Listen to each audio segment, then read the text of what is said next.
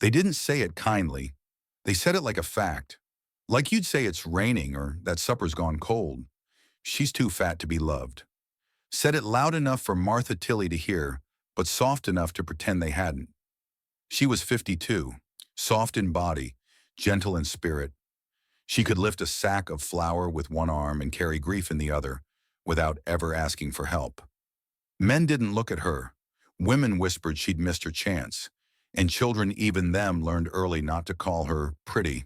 She didn't cry, not where anyone could see. She just kept baking bread no one ate with her, sewing baby quilts for babies that weren't hers, and smiling in corners like that's where she was meant to live. But something inside her still flickered, still whispered, "You deserve warmth too." Then came the letter. A ranch, a widower, two boys who needed meals and maybe a bit of mothering. Nothing promised. Just a place to go where no one knew how she'd been made small. When she arrived, the man said, "You're just here to cook." But he didn't know what her hands could build, what her presence could quiet, what her softness once mocked could actually hold together.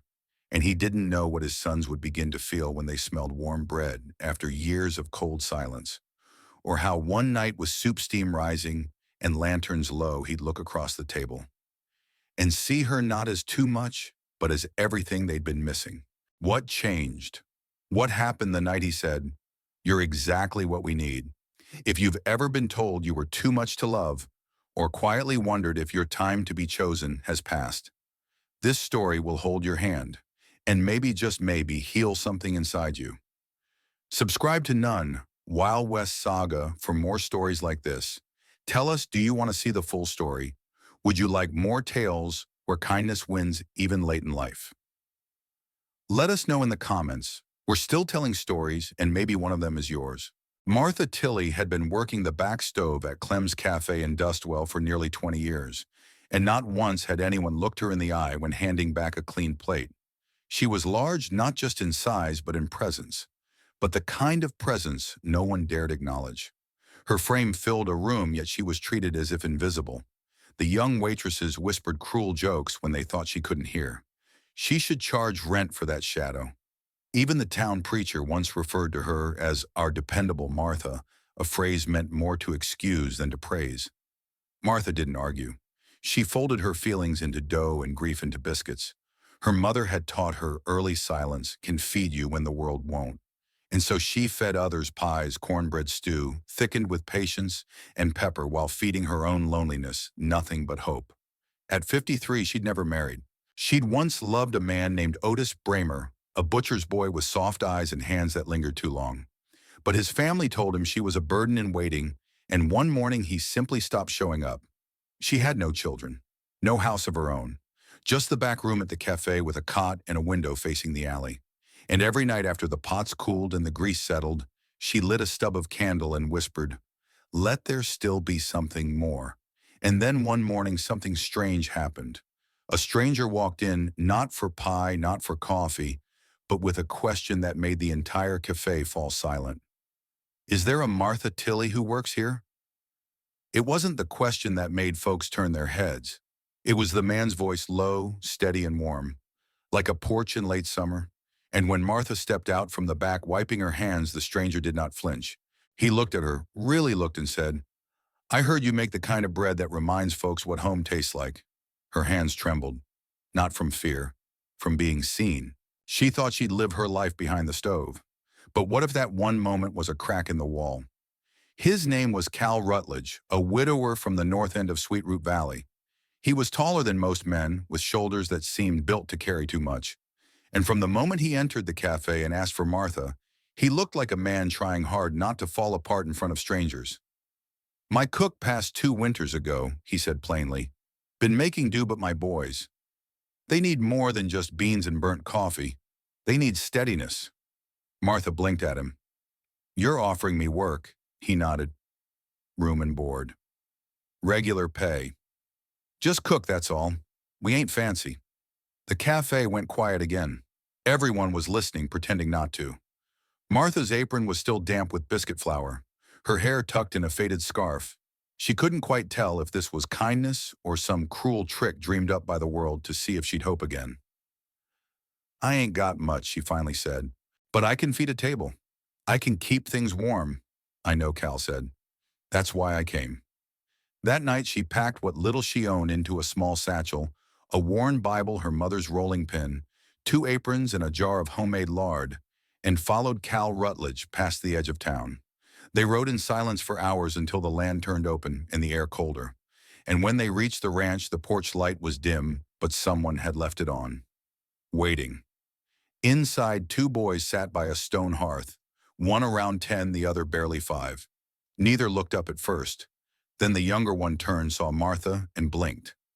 "Is that her?" he whispered. The older boy nodded, and without warning, the youngest ran toward Martha and wrapped his arms around her middle. He pressed his cheek to her stomach and said muffled, "You smell like bread." Martha hadn't been held like that in 20 years. Her arms didn't know what to do, so she did what she always did. She let herself be useful. She knelt down, opened her arms, and held him back. She came to cook, but one small boy just wanted someone warm to hold. By the end of the first week, Martha had learned the rhythm of the ranch. The older boy, Tom, rose early and kept his boots by the door, polished even when the cows weren't. He barely spoke, but always listened. The younger one, Jamie, asked more questions than a preacher on Sunday and had the heart of a child who hadn't been comforted enough. Their father, Cal Rutledge, kept to himself like most men who had loved once and lost too much. He worked the land in silence, speaking only when needed, and never about the woman whose sewing basket still sat beside the window. Martha didn't pry. She baked. She stirred. She waited. And every evening when the sun dropped like a coin behind the hills, she'd take a little extra lard to grease the pan and make biscuits soft as clouds. Jamie called them belly pillows. Tom just nodded, and that was compliment enough.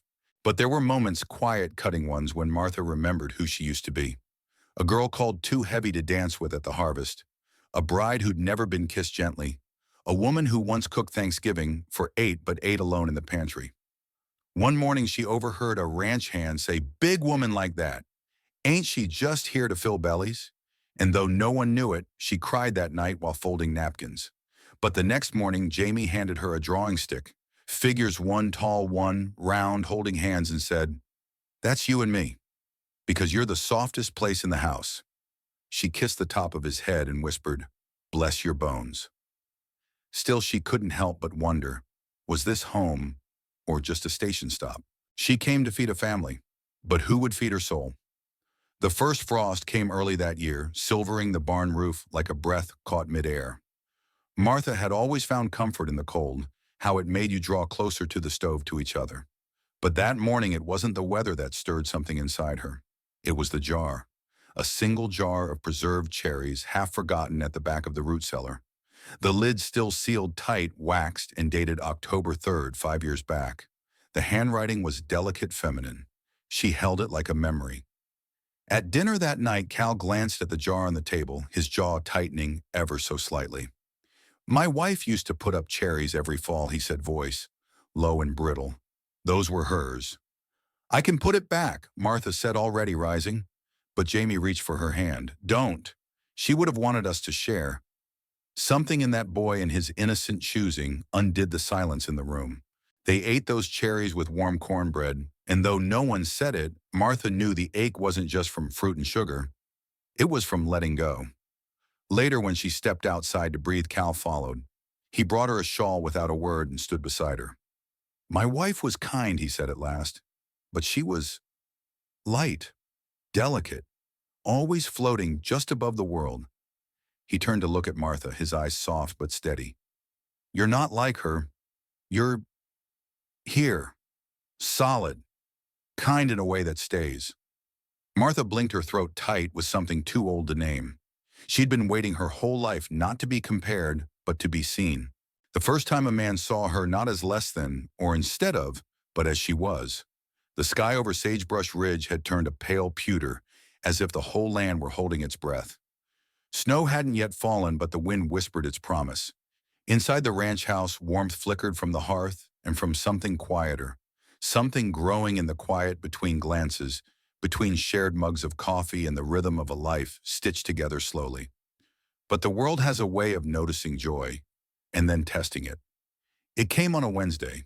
Mrs. Halderman, the widow who'd overseen the Sunday potlucks for 20 years, arrived on the porch unannounced holding a bundle wrapped in linen.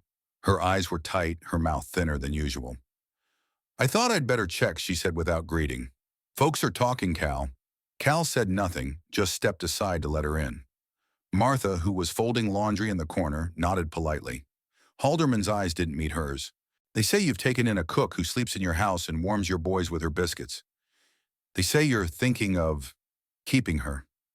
Then she set the linen bundle on the table and unwrapped it in an old wedding quilt. Hand-stitched. Cal's late wife's name was embroidered in the corner, Clara Ruth Dalton. "She made this for your future, for who you'd build it with." "You sure this is what she'd want?" Martha stood up slowly. She didn't flinch, didn't tremble. Her voice was quiet, like snow falling on tin. "I'm not trying to replace her." Halderman turned.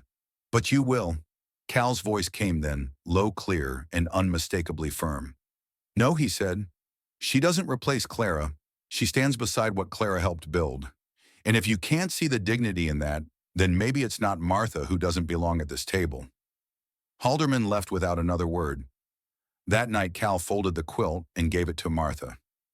"It's yours now," he said, "not because you replaced her, but because you were chosen. Some hearts aren't stolen. They're earned." The first snow fell that night, soft as breath blanketing the hills in silence. The world outside grew quiet, but inside the ranch house something warm took root. Martha rose early as always and shaped the dough by lamplight. Her hands moved without thinking, but her heart had shifted. There was no more hiding in the corners. She stood in the center now. At breakfast, Eli, the younger boy, set 2 extra forks at the table. "One's for Papa," he said. "And the other," Martha asked, brushing flour from her apron. Eli grinned. "For you." It was a small thing, but she felt it settle deep, a welcome that came not from pity, but from place. She belonged now not as a helper, but as something quieter and more holy. Later that week, Cal asked her to ride with him to town. They needed supplies, that's what he said, but they lingered near the mercantile longer than needed. Cal stood straighter when folks looked. He didn't introduce her as the housekeeper.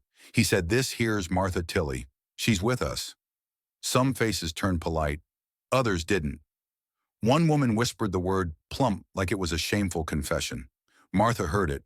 So did Cal. But he didn't flinch.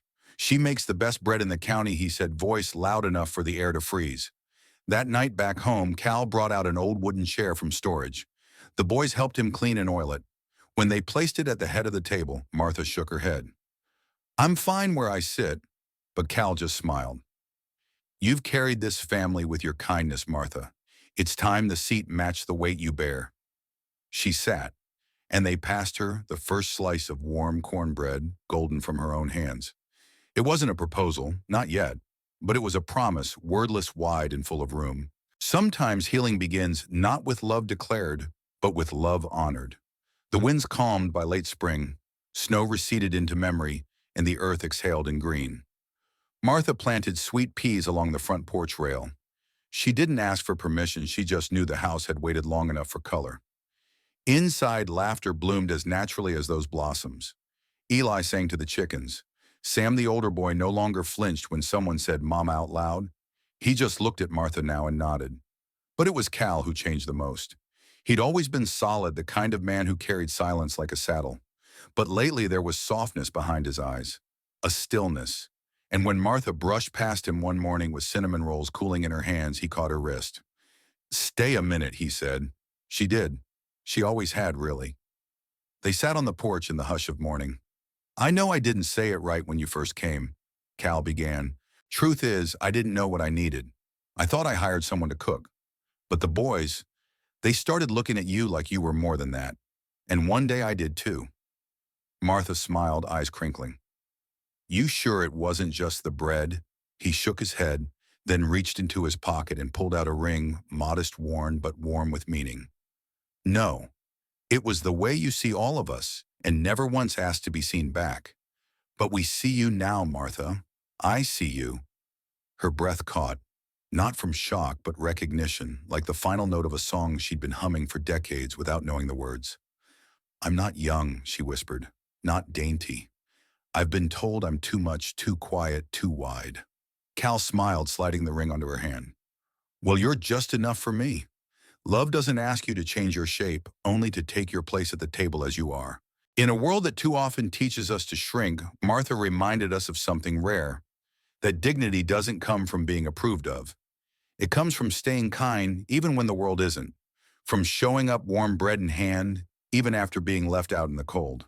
She wasn't trying to be someone else.